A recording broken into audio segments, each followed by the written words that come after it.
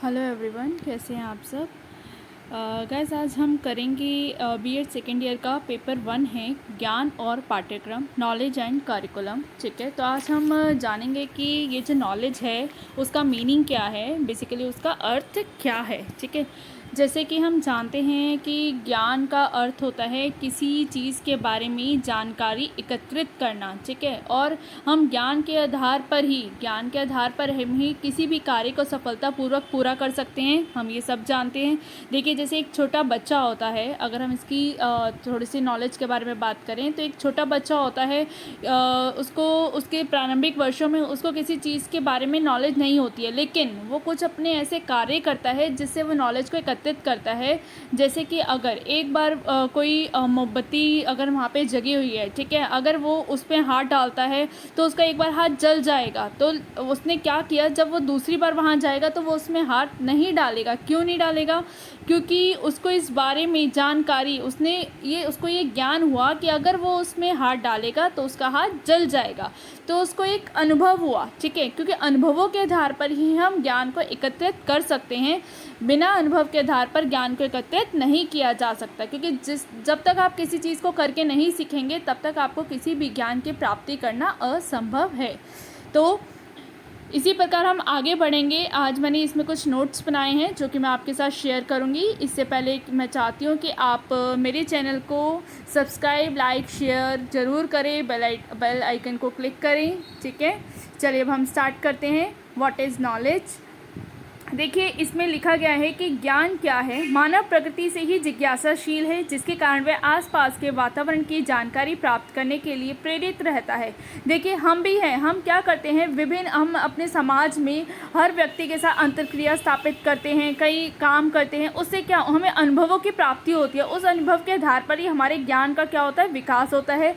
परंतु यह तो केवल आरंभ ही है। समय के साथ साथ जब उसके ज्ञान का विकास होता है तो वो और ज्ञान प्राप्त करने के लिए प्रेरित रहता है। देखिए, ज्ञान क्या है, एक धन की तरह है। जैसे हमारे पास जितना धन होता है हमें उससे ज़्यादा पाने की इच्छा रखते हैं, उसी प्रकार ज्ञान भी क्या है, ज्ञान एक व्यक्ति के पास जितना होता है वो उसको और अधिक बढ़ाने के लिए और अधिक विकास करने के लिए आतुर रहता है। वो चाहता है कि उसके ज्ञान का निरंतर विकास होता रहे।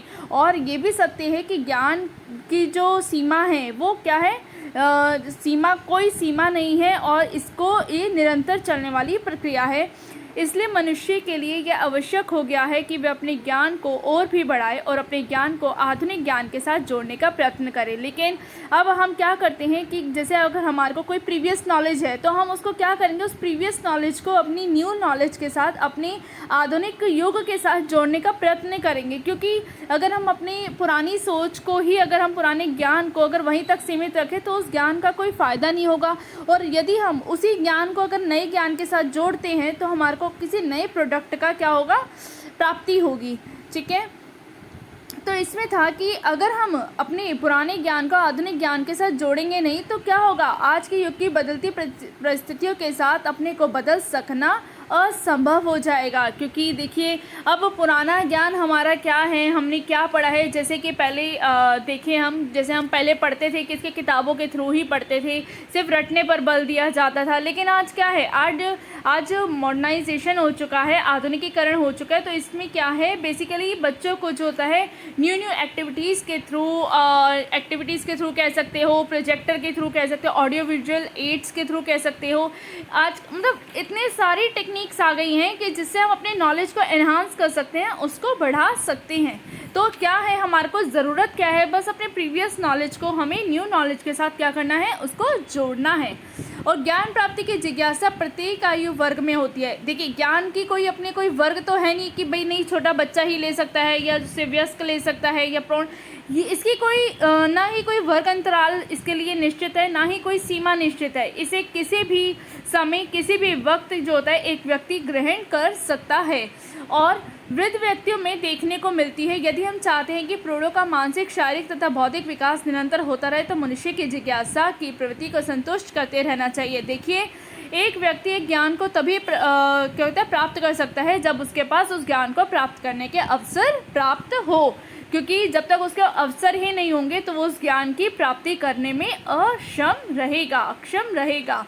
ज्ञान शब्द की, अब इसमें एक डेफिनेशन कि ज्ञान शब्द की जो उत्पत्ति है वो संस्कृत की ज्ञा धातु से बनी है, ठीक है, जो जानना अर्थ में प्रयुक्त होती है। क्योंकि ज्ञान क्या है, बेसिकली ज्ञान है किसी भी चीज़ को जानना, उस जानने से अनुभवों को ग्रहण करना, उस अनुभव के आधार पर अपने मस्तिष्क में ज्ञान का निर्माण करना, एक ज्ञान को विकसित करना, ठीक है। अब इसमें ना कुछ वैज्ञानिकों ने अपने अकॉर्डिंग कुछ परिभाषाएं दी हैं, जैसे कि पहली परिभाषा दी है प्रोफेसर रसल ने।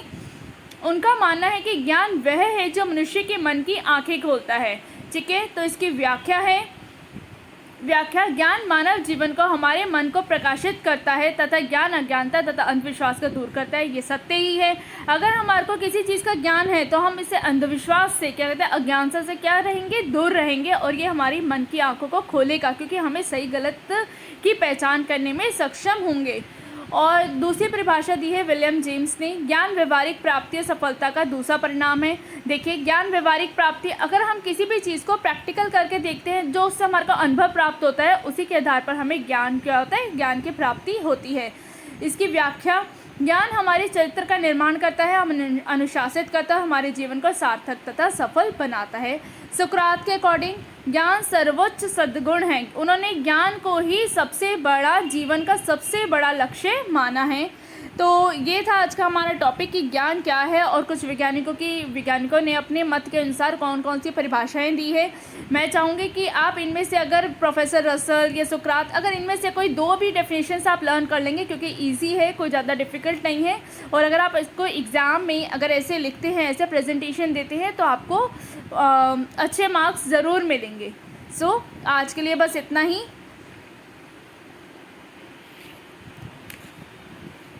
Thank you everyone.